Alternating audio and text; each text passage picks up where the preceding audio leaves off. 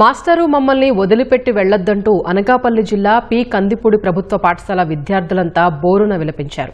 ఈ స్కూల్లో minimum time scale ఉపాధ్యాయులుగా శ్రీరాములు, రమణలు 2 ఏళ్లుగా పనిచేస్తున్నారు.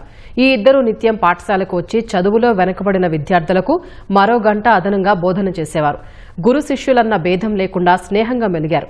వీరిద్దరూ వచ్చాక పాఠశాలలో ప్రవేశాలు పెరిగాయి. టీచర్లు ఇద్దరు బదిలీపై వేరే ప్రాంతానికి వెళుతున్నట్టు విద్యార్థులకు తెలియడంతో మమ్మల్ని వదిలిపెట్టి వెళ్లొద్దంటూ కన్నీరు పెట్టుకున్నారు. స్కూల్ నుంచి వెళ్లకుండా అడ్డుపడిన పిల్లల్ని చూసి గురువుల కళ్లు చెమ్మగిల్లాయి. విధి నిర్వహణ కోసం తప్పదంటూ టీచర్లు విద్యార్థులకు నచ్చజెప్పేందుకు ప్రయత్నించారు.